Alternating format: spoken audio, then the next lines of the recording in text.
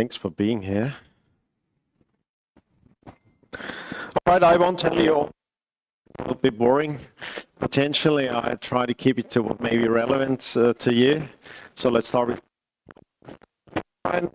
typical innovation, I'd say, in the history of economic development. A typical innovation is a combination of various previous innovations in a new way, and usually combinations of innovations of different disciplines, different areas.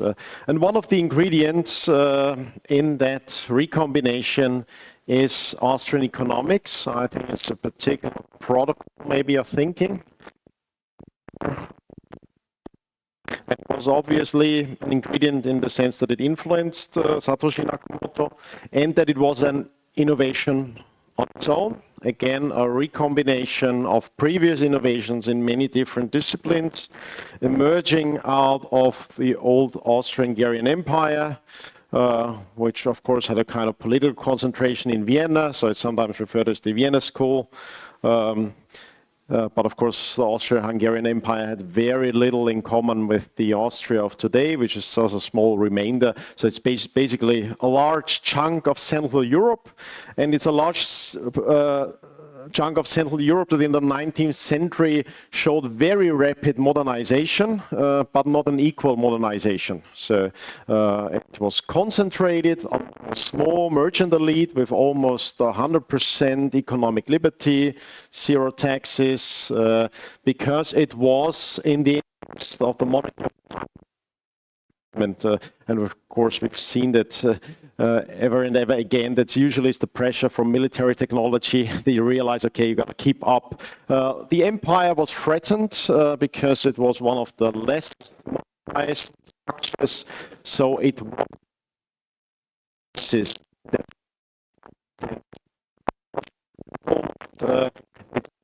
basically bright people.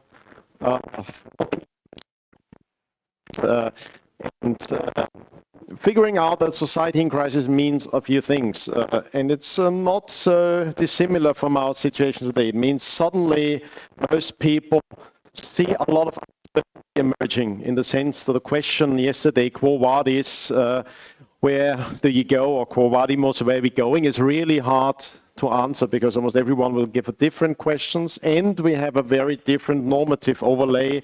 We'll have different values. We'll realize there are very different interests clashing with each other.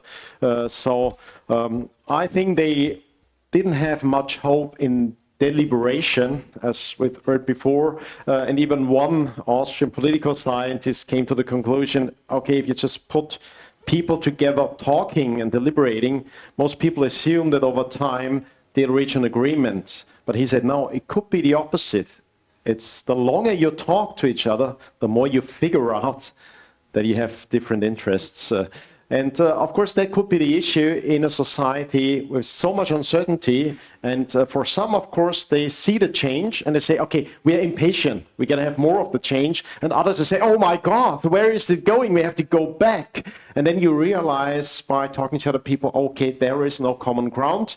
It's utopian and illusionary to assume that we'll find one identity and one anticipation of the future that will bind us all, that we know where we come from and where we're going from, where we're going to. It's not only multi-ethnic, multi-religious empire in the old sense, it also shows a clash of different interest groups, and of course different interpretations of history, different interpretation of political systems, of their legitimacy, and so on. So it's chaos. Vienna is not only the capital of the Austrian School of Economics at the time, it's the capital of, one school of economic thought, three schools of psychological thought emerging, and Vienna used to be the capital of neurosis. So people going crazy, going literally crazy about increased uncertainty, think you can trust other people, you think that some are working against you, you're not sure where it's all heading, it's maybe some catastrophe. So the founder of Austrian economics, Karl Menger, throughout his life, he discovered so much change, and he had very high hopes in the potential future emperor, Rudolf, who committed suicide because he was going crazy and he was frustrated. by looking at reality, by realizing what's going on, where they headed. And Menger was very clear-sighted. Almost everything he anticipated happened. And that's the reason why in old age he was deeply pessimistic. He knew that he will not survive to see any change to the better. He knew for a while it's terrible, it may lead to catastrophe, it may mean the end of European civilization. And that was kind of the outcome of his thoughts. Fortunately, it didn't really pass. Unfortunately, I mean, if times are getting worse, then in the future, sometime they may get better again. And of course, that happened. Civilization didn't collapse, but we've seen the crazy 20th century. A lot was destroyed. It was one of the most terrible centuries in history. And out of that realization, there is all this skepticism and what I call realism and down-to-earth approach of the Austrian school. So it merges out of that, there's not one narrative, one certain narrative. You don't go for the clear-cut answers, you want to understand. And of course, you have an existential interest in understanding what's going on. And you don't go for the idealist interpretations. Idealism was the virulent strain of thought in Germany. A romantic idealism, it's in a sense you construct an artificial identity to combine everyone, so everyone goes along. Who don't go along, of course, you somehow eliminate them, either in your picture of the world or then physically. It's this kind of realism, I think, that's at the basis of it. Realization of diversity, diversity of interest, diversity of perspectives of human beings, diversity, that uncertainty is really a crucial concept, and it's the one that's most crucial if you look at the future, which is most relevant to most people, and that it comes out of complexity, and you can see complexity rise in larger, more integrated society, and it leads to a humbling approach. And so in many traditions, in, for example, the Viennese School of Medicine, they came to similar conclusions and realizing the body is a very complex organism. So usually the best approach is not interventionism, it's helping the body heal itself. Of course, they were not anti-scientific in this school. They realized, of course, there are some need for interventions, but you're reluctant because you're humbled by the complexity, and ever more so, of course, the complexity of a modern society, integrated society, where cities are hubs of global economic exchange. Vienna was among the 5 most important cities in the world at the time, so it's like a New York or Shanghai. Nowadays, it was at the forefront not only of economic development, but of scientific developments, cultural developments, and so on, while, of course, large parts were still feudal, agrarian societies, shocked by what happened. So out of this realism and appreciation for diversity comes one that matters, subjectivism. You realize you put yourself in the shoes of other people to understand how they work, and there's some basis to it. You lose the trust in kind of gathering facts, because you realize, in particular in history, it's all selective. It all depends on who's gathering the facts and what's the narrative they want to push. Most of history you can really trust because it's the history of the victor, it's the history of someone who is something, a narrative to construct, an identity to construct, a legitimacy to construct for systems, so you become skeptical. It's not that you're against history, you appreciate history, of course, and it emerges out of the appreciation of history, but you become skeptical about all kind of grand narratives and about the scientists and the philosopher kings and so on and so on.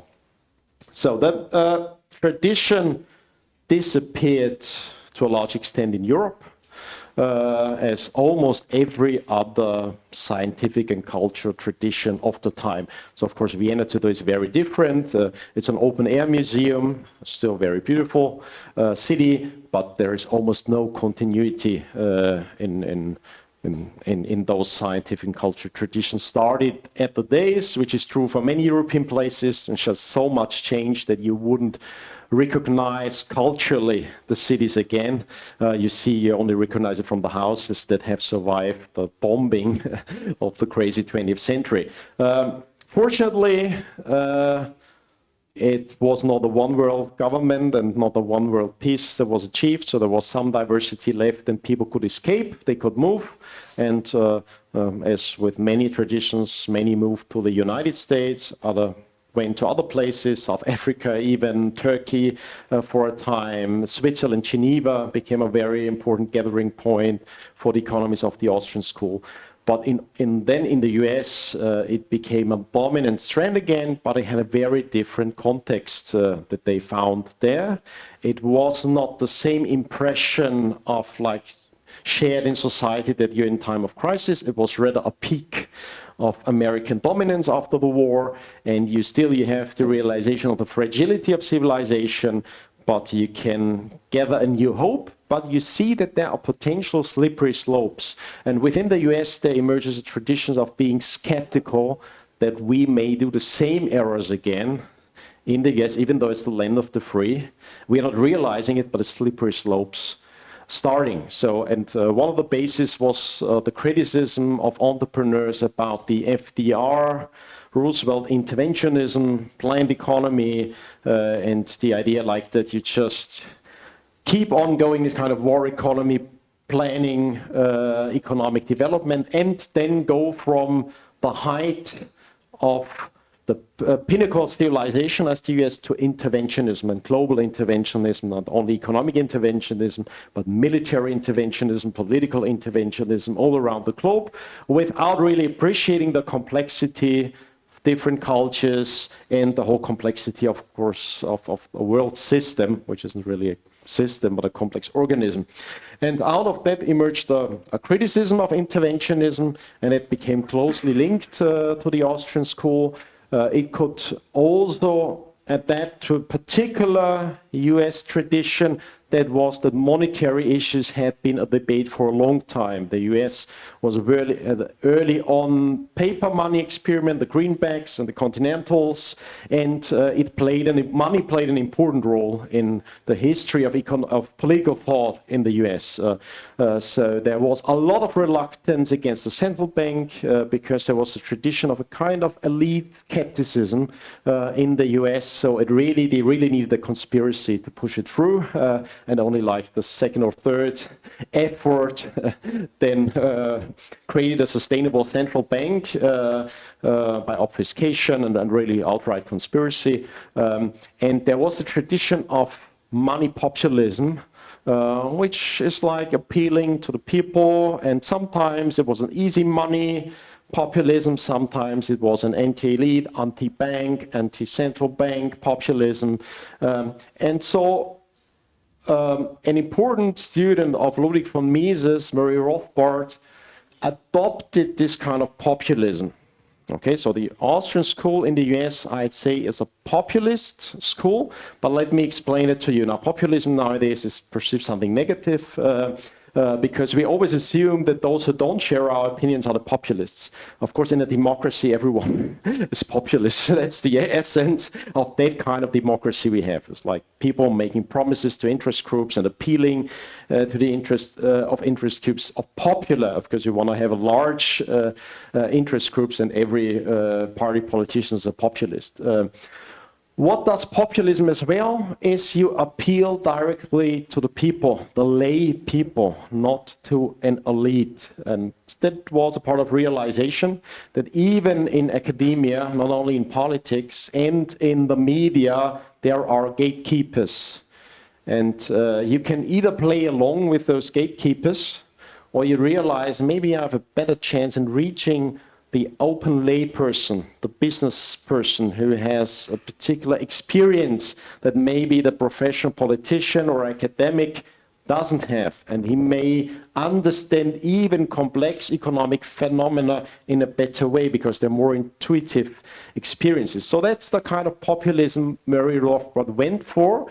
Originally, he thought he would go along with left-wing populists. That was his original idea, because starting from the 60s, there was the anti-Vietnam movement and so on against interventionism. So first, the criticism of global geopolitical interventionism came from the left, but then he realized, no, doesn't really work that way. It's like they are not really aware of what the interests at play are. And so he shifted gradually towards what we now would call right-wing populism. It's a misnomer, I'd say. It's within the tradition of anti-elite populism. That is quite an American tradition. Of course, it's an ambivalent tradition, but it means you try to bypass gatekeepers, and it's why many Austrian economists nowadays are reaching for more popular audiences. Both my teachers in the continuity of the Austrian School, Hans Hoppe, who was a student of Murray Rothbard, or his successor, and Roland Bader, who was a student of Hayek and his successor in Europe, both chose the populist way, which means they wrote books for larger audiences. They didn't write many academic papers, didn't go for academic careers in the narrow sense, getting as many citations as possible and prestige university posts, but reaching a larger share of people. Of course, it seems to be at odds with what it originally was. It was a reaction to be value neutral, because you realized we won't reach an agreement on values. We're just due to uncertainty, because we don't know how the future will affect our interests. So some are wary, some are hopeful and want to increase the speed and can really wait for where it's going, and others are very reluctant and want to fight something. And it's the reason you can really go for the values. And usually if people talk about values, a lot of bullshit that you just want to say, okay, cut the bullshit. Let's talk about interests. That's more realistic. Let's talk about your incentives, but cut the crap of the values you're talking about. But usually those people who appeal the most to values, who want to be the most altruistic and for everyone, usually try to conceal something. And it's this realism led to a lot of paradoxical insights within the Austrian school, and even a paradoxical insights about economists. Realized early on that there's really a danger in economists. It's maybe a similar one you see with doctors and almost every kind of elite class that can conceal its own interests. And what's the problem with economists? If we look at it with the most prevalent modern methodology, which is inductive, looking at the facts and do some econometric analysis of economists, we realize, looking at the predictions of economists, they are on average worse than rolling the dice. So it's a really bad idea to get economic advice from economists. Avoid that. This is a very paradoxical insight for an economist, of course, but it's this kind of realism you apply to everything, and then you realize, okay, there's a lot of paradoxes. So in many ways you realize causalities usually go the other way than most people assume. Things that seem obvious are not obvious at all, and I think that's one of the conclusions. Then even it's not sure if an Austrian economist is an economist. Hayek thought you can recognize a good economist, that he's not only an economist, at least. He was the only Nobel laureate, of course, of the fake Nobel Prize funded by the central banks to push their kind of economics. And he only got it so that his left-wing eugenist radical Gunnar Myrdal wouldn't look that crazy that he got a Nobel Prize as well, because they went for the typical, we give it to a left-winger, but of course we are not biased, so we give it to a right-winger as well, to make it seem less crazy. That really crazy person got the Nobel Prize, which was Gunnar Myrdal, who was a statist, eugenicist from Sweden, all behind this kind of socialist intervention in families, and even your reproductive decisions and so on.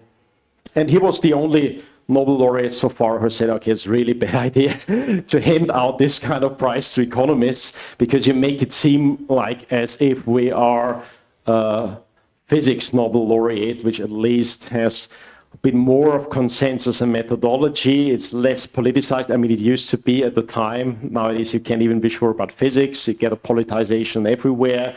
And it's legitimacy. It's narrative production for legitimacies.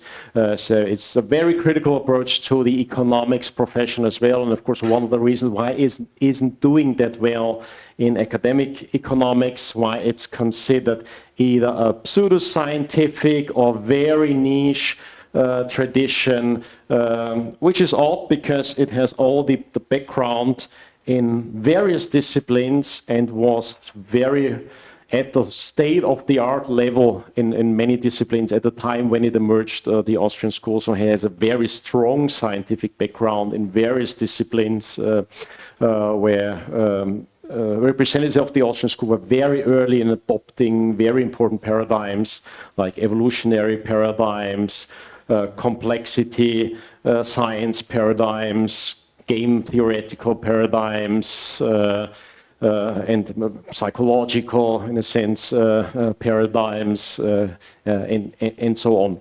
So it's maybe a difficult picture and story. I think it's not at all, or not too much different from the Bitcoin story. Bitcoin, of course, as well, is very different things at the same time. It's a gradual process where it may change the relative importance in certain aspects and respects.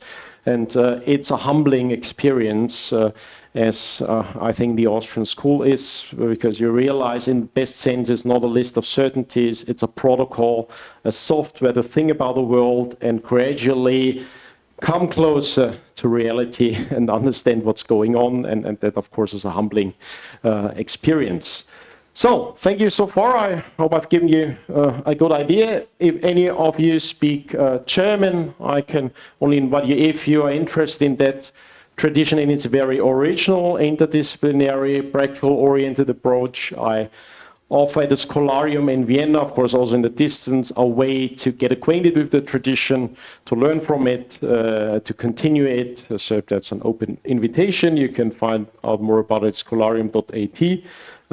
And for anyone else, I'm looking forward.